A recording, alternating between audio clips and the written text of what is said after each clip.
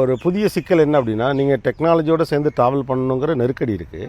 ஆனால் நமக்கு வந்து டிவைசஸ் மேலே ஒரு பெரிய அவர்ஷன் இருக்குது, எஸ்பெஷலி வீட்டில் இருக்கக்கூடிய பெரியவங்களுக்கு. இப்போது இது ஒரு எஜுகேஷன் இண்டஸ்ட்ரியை அல்லது ஒரு கல்வி சார்ந்த துறையை எந்த அளவு இம்பேக்ட் பண்ணுது? இந்த சேஞ்ச் ஓவர் இருக்குல்ல, பேரலாக டீச்சர்ஸும் இந்த புதிய தலைமுறை பிள்ளைகளை கரெக்டாக கையாளணும், அவங்க கருவிகளை கரெக்டாக கையாளணும், வீடு அதை புரிஞ்சுக்கணும் இருக்குல்ல. இது ஒரு கல்வி நிறுவனத்தை எந்த அளவு இன்னைக்கு கல்வி நிறுவனத்தில் அது எந்த அளவு ரிஃப்ளெக்ட் பண்ணுது? சார், நான் இது எப்பவுமே சொல்வேன், எல்லாருமே சொல்லுவாங்க பசங்க நிறைய டிவைஸ் யூஸ் பண்ணுறாங்க இதுன்னுட்டு. நான் எப்பவுமே வந்து அந்த டிவைஸ்க்கு டெமோகிராஃபி கிடையாது, எல்லாரும் டிவைஸ் யூஸ் பண்ணுறோம். சும்மா போய் பசங்களை மட்டும் போய் ப்ளேம் பண்ணக்கூடாது. எல்லாருக்கும் டிவைஸ் மேலே ஒரு இன்ட்ரெஸ்ட் இருக்குது. Everybody gets hooked on it. The devices are quite addictive. They design that way. அது பண்ண போதே அது வந்து நீங்கள் யூஸ் பண்ணிகிட்டே இருக்கணும் என் கஸ்டமருன்ற ஒரு நோக்கத்தோட best minds pay the best salary sit and do it. So அதுக்கான இப்போ இன்டர்பர்சனல் ஸ்கில்ஸ் எப்படி வருதுன்னு நான் சொல்ல பாருங்க. இன்டர்பர்சனல் ஸ்கில்னா அதுக்கு முன்னாடி நீங்களும் நானும் பேசுறது.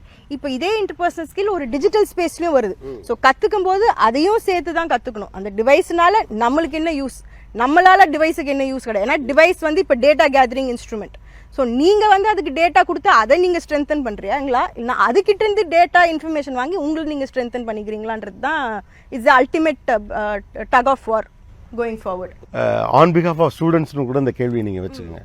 என் ஃபோன்லேயே தான் யூடியூபும் இருக்குது, என் ஃபோன்லேயே தான் எல்லா என்டர்டெயின்மெண்ட்டும் இருக்குது, என் ஃபோன்லேயே தான் அவ்வளவும் இருக்குது, அதிலே தான் பாடமும் இருக்குன்னா நான் எப்படி தான் டிஸ்ட்ராக்ட் ஆகாமல் படிக்கிறது? இப்போது நான் முதல்ல இந்த டீச்சிங் மெத்தடாலஜியில் இதுக்கு ஏதாவது கொண்டு வந்திருக்கீங்களாங்கிறது தான். லாக்டவுன் டைமில் ஃபஸ்ட்டு நான்லாம் நம்ம படிக்கும் போதெல்லாம் இதெல்லாம் இல்லாமல் போச்சேன்னு நானும் ரொம்ப வந்து ஃபீல் பண்ணேன்.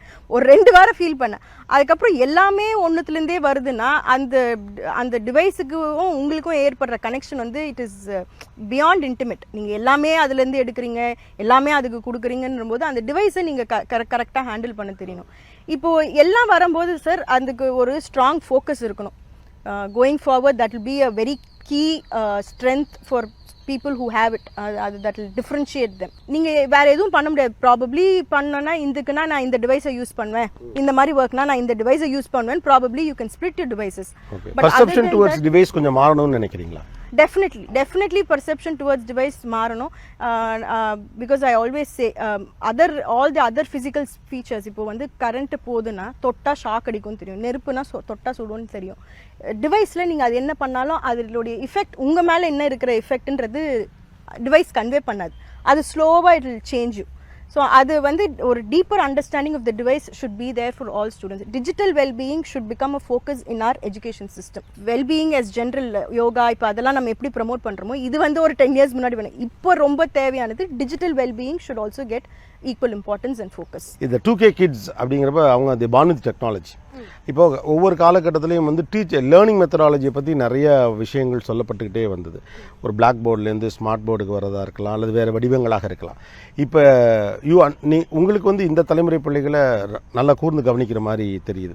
அப்போது டீச்சிங் மெத்தடாலஜிஸில் என்னென்ன மாற்றங்களை நீங்கள் கொண்டு வந்திருக்கீங்க? பிகாஸ் இன் எங்கள் ஏஜ் நீங்கள் தனியாக ஒரு ஆளாக நின்று, even though you come from a big legacy, நீங்கள் தனியாக போய் நின்று தான் அங்கே போபாலில் ஒரு யூனிவர்சிட்டி விஐடியை க்ரியேட் பண்ணீங்க. ஸோ அப்போ இந்த தலைமுறை பிள்ளைகளுக்கு டீச்சிங் மெத்தடாலஜியில் நவீனமாக மிஸ் காதம்பரி கொண்டு வந்திருக்கும் விஷயங்கள் என்ன? நான் சொல்கிறது இது வந்து 2017 we started. So we started something called collaborative and active learning through technology. So முதல்ல வந்து இதில் மெயின் கான்செப்ட் என்னென்னா, this is something from my own personal experience. நிறைய பேர் இது ஷேர் பண்ணுவாங்க. டீச்சர் என்னதான் சொன்னாலும் கடைசியில் ஃப்ரெண்டு சொன்னாக்கா அதுக்கு இருக்கிற புரிதல், அது எக்ஸாம் எழுதுறதுக்கு முன்னாடி ஃப்ரெண்டு கற்றுக் கொடுத்தா நான் போய் எழுதுனன்றதுக்கு ஒரு டீப்பர் இம்பாக்ட். அது ஒரு பியர்லி லேர்னிங். ஒரு உங்கள் ஏஜில் சொல்கிறாங்க, நீங்கள் கொலாபரேட் பண்ணி லேர்ன் பண்ணுறீங்க.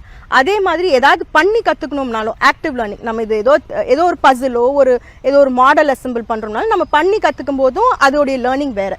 இப்போ இது ரெண்டும் ஒரு ஃபவுண்டேஷனல் ஆஸ்பெக்ட். இதை வந்து நம்ம டெக்னாலஜி இல்லாமல் இந்த காலத்தில் பண்ண முடியாது. ஸோ த்ரூ டெக்னாலஜின்னு we introduce something called studios. So lab separate, classroom separate irukadu sir. idhula vandu studios in both are integrated together. So lab timing thani, theory timing கிடையாது. தியரி டீச் பண்ணுவாங்க, அதுக்கு related practical experiment இருந்தா அங்கேயே பண்ணிடுவாங்க.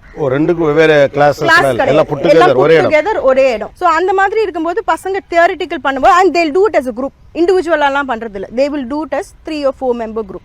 So அப்போ பண்ணும்போது there will be more interaction இருக்கும். And நம்மளது கேம்பஸ் ரொம்ப divorce. So you will obviously be speaking in English. you'll have to put a thought to a person who will not understand your culture also. So அந்த மாதிரி ஒரு situation we've created.